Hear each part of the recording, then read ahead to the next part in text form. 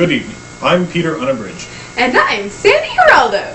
Tonight, the scenic wood hostage crisis and other stories from around the country. And on the medical file, advances in cataract technology. In world news, talks continue in the hostage crisis in Kitchener. With more on this story, we take you to our on-the-spot reporter, Bud Brown, on location. Is this any good?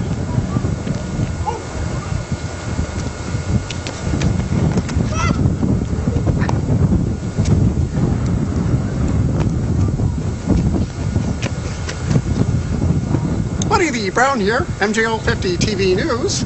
I am standing in front of the hostage-taking incident scene here, and as you can see, nothing much is happening. JM, mediators believe that the hostages will be released later this week. Sandy? Medical researchers have made a wonderful breakthrough in an understanding on how cataracts develop. Here's Dr. Gilly to tell us all about it.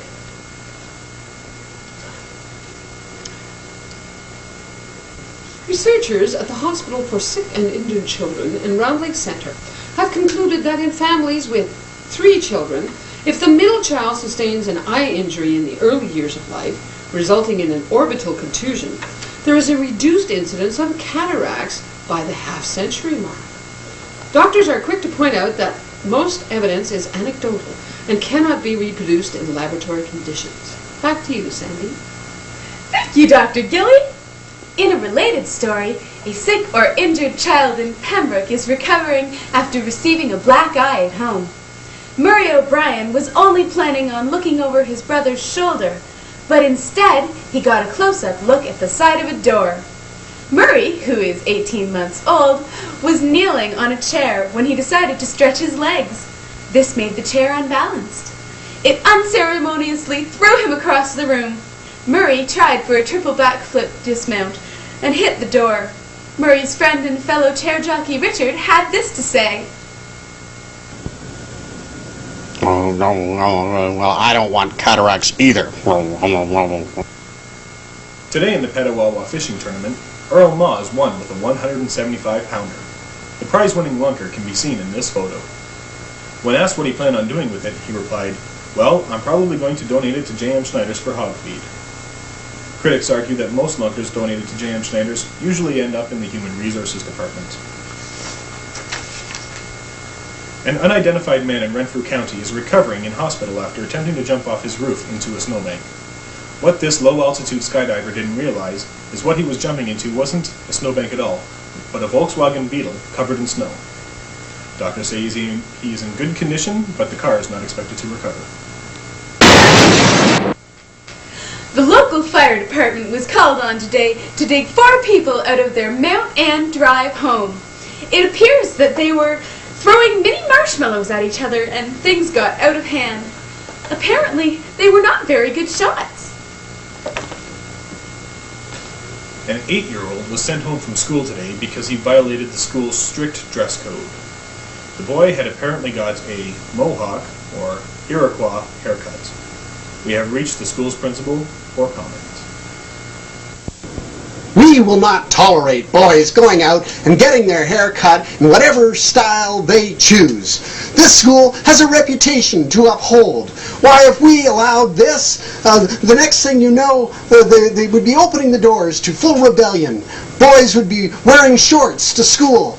Girls exposing their belly buttons. Human sacrifice, dogs and cats living together, mass hysteria. Police are asking for your help to identify the occupant of a refrigerator box, which was last seen walking down a Renfrew street. We take you now to My Oh My for an eyewitness interview. What's your name? Bob? What did you see on Renfrew Street? I don't rightly know. I heard it was a refrigerator box. Yep, What was it doing? walking down Renfrew Street. Back to you. If you see this box, authorities are asking you to call the police immediately.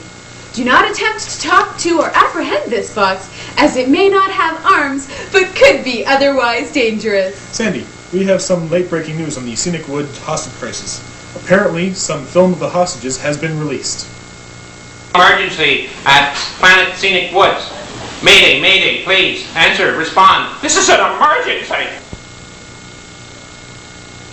It seems that at least one of the hostages has gone mad. Sandy? And now, the honeymoon file. Here is our special reporter, Anne Shirley. Miss Shirley, you're on. Oh! In St. Jacobs, a woman was seen pounding on the door of her honeymoon suite.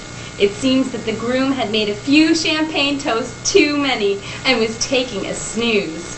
Gee, I'm really glad that wasn't me. Hotel officials later opened the door for her. It is assumed that the marriage was consummated sometime later. The fire department had a false alarm today when smoke started billowing out of a Herbert Street residence. It turns out that the occupants were using a hubcap surrounded by lit candles as an ashtray. When they blew out the candles, the ensuing ash cloud escaped out an open window. Residents in nearby towns flooded 911 operators with reports of a smoking volcano. Sandy? The Guinness Book of World Records has added a new category today. The longest drive in a hearse was set by a local gentleman as he tried to drive from Pembroke to British Columbia. With a report from Lotus Land, we have West Coast gossip columnist Carrie Meeback. When Murray O'Brien and friends drove all the way out to the West Coast in a hearse, they planned on the return trip home. When they got there, the hearse died. Mr. O'Brien, the lucky Irishman, stuck out his thumb and pulled out a plum of a ride all the way back to his hometown, Pembroke, Ontario. Back to you. And to wrap up tonight, we bring you a special addition to our Sunday news, the Poet's Corner, featuring the Poem Lady.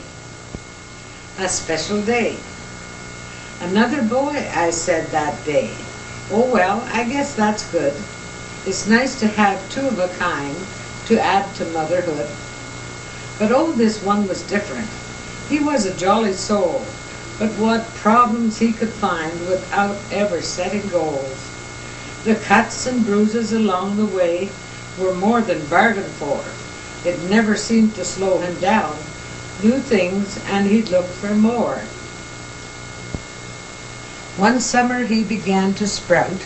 His clothes he sure outgrew, and all at once he became a man, in size at least it's true. When school was done, away he went, off to find his way. He wasn't sure just what that meant, and he found that doesn't pay. So years went by with trials and snares and troubles along the way, but all in all he has been a son we are proud of still today.